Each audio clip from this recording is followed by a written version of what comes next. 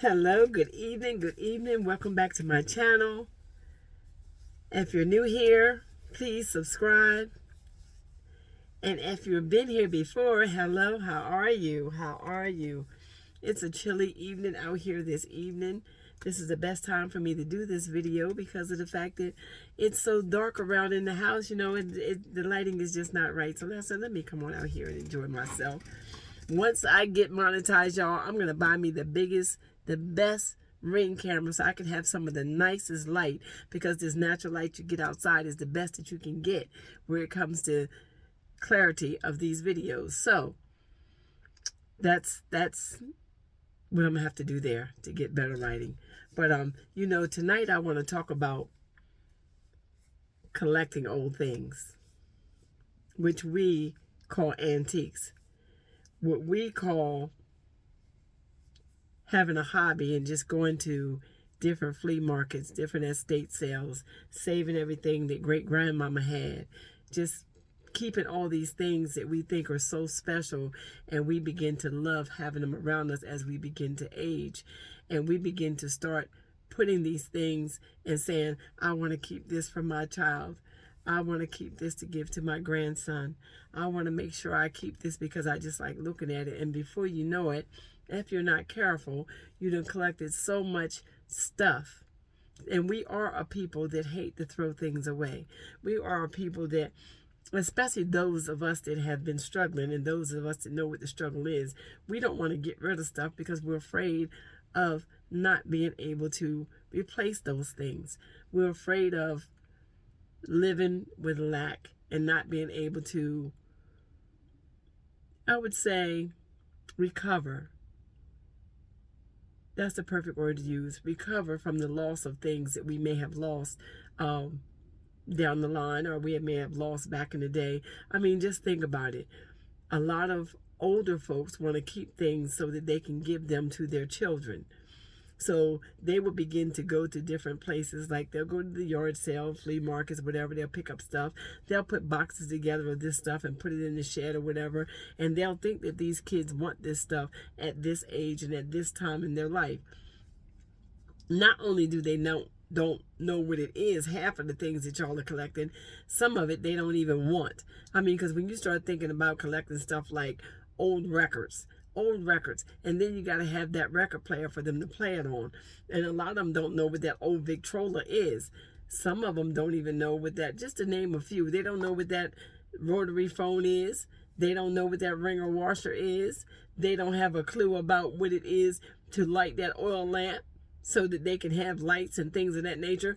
A lot of times you got to realize, as we age, we got to understand that the younger generation was not raised in that era of time where they had to use all these things. Even right down when you start talking about homesteading and you start talking about going get some chickens and put chickens on the lot, and they have to go outside and get that chicken. That's disgusting to them. That's gross. I had one young lady say that's the most disgusting thing in the world for her to think that she'd have to go outside and get a chicken off the yard that she raised and turn it into chicken and dumplings, But that's the purpose of raising them, so that you can get your own fresh eggs and so that you can have food to eat when it's time to eat. You raise these animals, pigs, goat, chickens. You raise these things for food. Pigs, you raise this stuff for food so that once it gets up to age, you can send it to the slaughter and have it come back already wrapped and packed so that you'll be ready to eat. And I told y'all back in the day, Mama used to ground her own sausage. She did canning and things of that nature. Of course, I don't know how to can. I never did canning, but I'm sure if it's something that I really wanted to learn, there was 1,000 YouTube videos. Hello, YouTube. Everything brings back to YouTube because YouTube is the place to be. Seriously, YouTube is the place to be when you're looking to learn some things and you're looking to learn some new things and you're trying to learn how to survive. Right now, we are truly in survival mode. Whether you know it or not, we're in survival mode, and you have to learn how to do some things to survive, because if not, your coins are going to be depleted, because the price of things, as you can see, they're steady going up. Look at what's happening around you. Just take a quick look at what's happening around you. Just look at how many times that pen that our president has in his hand that he's writing and striking off things. So it may not mean much to you if it hasn't hit your house, but we're all in this together. Even if it hits my neighbor's house, to me, that's too close to home, and that's, to me, it still would be hard for me not to help them. It's hard for you not to help somebody when you see somebody going through so much, and when you see people going through so much and they're losing everything, and the lack of housing, and people can't afford the price of these housing. When you're living in survival mode, it's really hard for you to be able to see that, you can make it through it. Because it feels like the weight of the world is on you, especially when you're not used to it. It can be a dark place to be for some people, because some people don't know how to function in that situation. It's easy for me to say, oh, go on out there and get some wood and start that fire. Go on over there and get yourself some oil and put in that kerosene heater and put it in that room. Go on over there and get that flour and make that biscuit. But if they've never, ever been taught this, if they don't know how to do this type of thing, you telling them to go and cut wood and build a fire, and they've never built a fire before. You may think they should already know this, but yet and still they don't already know this because they was not raised with this type of situation.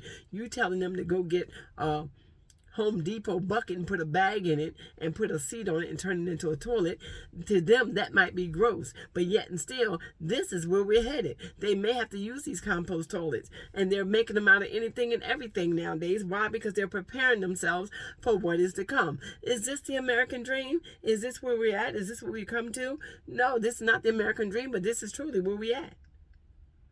We're here. People are giving up these homes so that they can live their dream, so that they can eat the next day, so that they can be free of debt. Some of them, this is the only thing that some of them are giving them up because they want to, but some of them are being forced out. Some of them are being forced out, y'all. Women with children,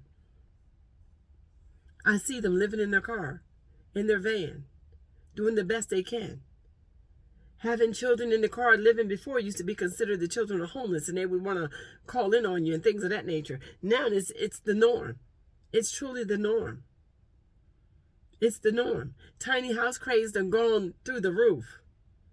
Through the roof. You go to places now and you look around, the shed lots don't even keep a bunch of sheds on the lots no more. The car lots don't keep a bunch of vans on the lots no more, because these things are moving, and they're moving quickly because people are grabbing them up because of the fact that they know they're going to need a place to lay their head. We're going to need a place to lay our head, y'all. If you're not getting serious, if you haven't gotten serious about this thing, about how the world is looking right now, and you haven't gotten serious about how you're going to make it through the storm or how you putting your life together, it's time to start thinking about it. Because no one is exempt. No one is exempt. There's no big me's and little you's in this situation. This weight is falling on everybody. This weight is coming down on everybody. This is why it's better that you figure out how you can get yourself multiple streams of income going right now, so that you won't get caught out there with nothing to work with.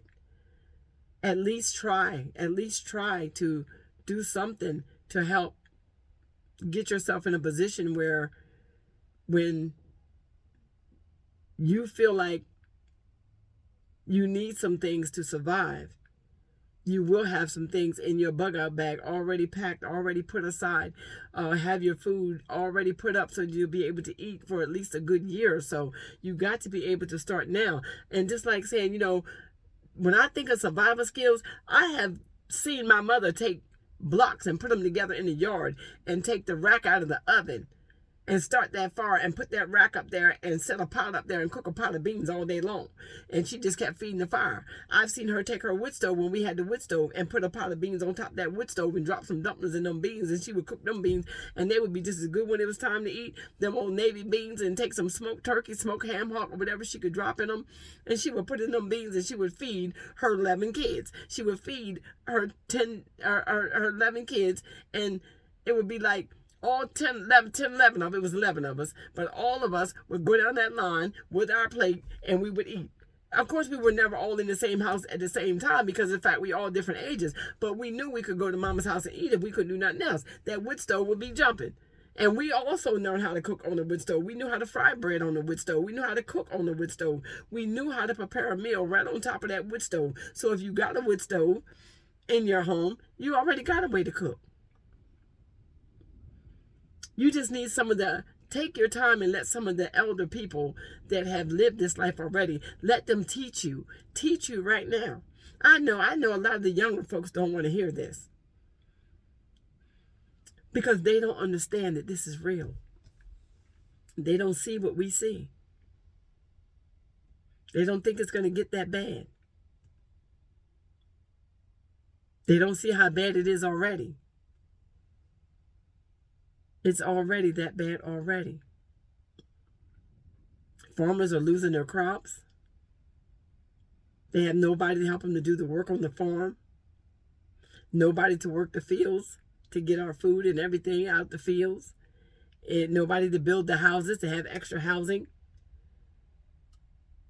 The lumber is going sky high. I mean, just think about all the things that are happening. Medicaid being cut off. Medicare being cut off. They talking about these things are happening where people are not losing their benefits and whatnot. Parents are not going to be able to feed their families if the SNAP benefits don't show up. This is all survival. This is putting you in survival mood, telling us to go buy water straws. What's this all about? Telling us about collecting rainwater. When we ever hear all this stuff? I never heard all this stuff in my 65 years of worrying about this type of stuff to this degree. This is a whole new beast we facing. This is a whole new beast that we are facing. And we don't want to get nobody caught out there saying, I didn't know. I didn't know this was happening. I didn't know what to buy. I didn't know what to prepare, what I was supposed to be picking up, where my money was supposed to go. You cannot party right till the last minute and find yourself caught with your work undone. And now you're in the middle of a crisis and you have no supplies. You have no supplies. So I would say each week, every week that you get your paycheck, you should be buying something to add to your supply list. Something to add to your bug out bag, your food supply. Know how you're going to cook. Get yourself your little butane canisters. Start buying your solar panels, your power banks. So many battery power banks are being sold right now for a reason. They're being sold for a reason, y'all. People ain't just buying this stuff just to be buying it. We have to learn how to follow suit and be prepared. And be prepared. Because people have been preparing for years. Some people have been preparing since 2020. And so they're ready. So they're ready for whatever is to come. But yet and still they still buying. Yet and still they still putting things away. They have not given up on saving what they need for their family because they know we may be going into years of this thing.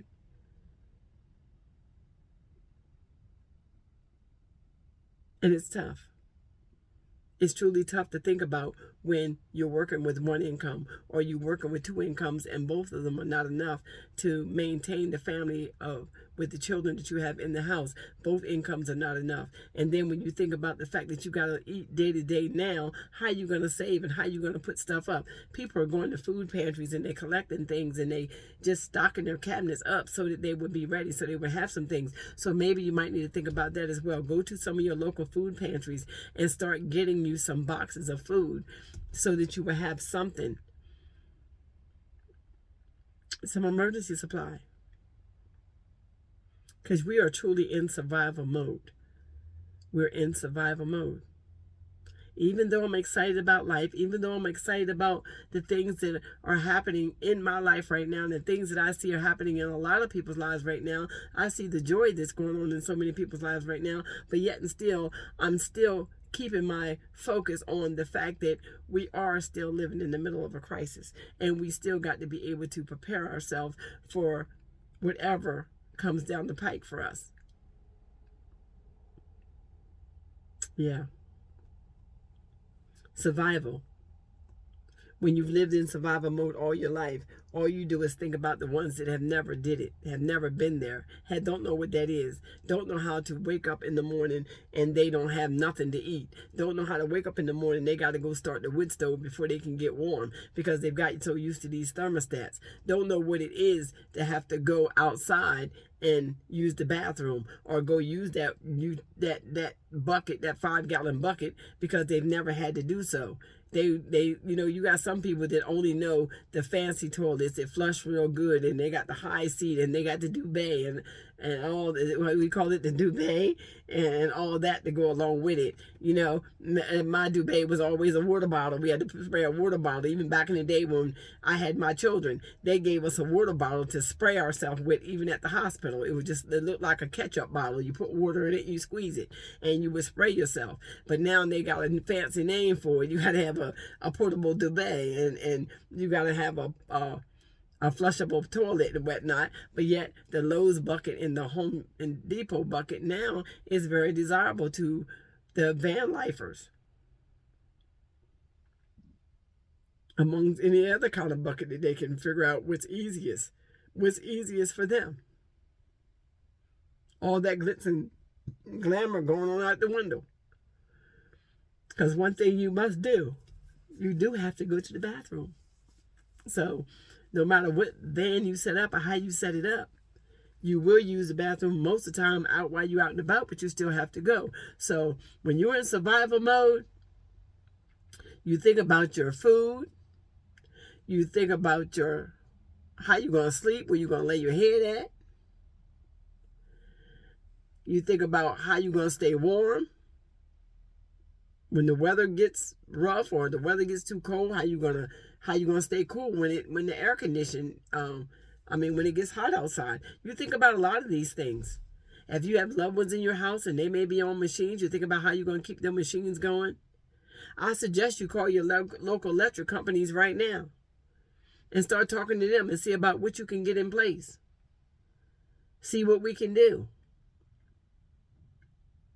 See if maybe we can have them come out and put boxes on our houses so we can hook up generators.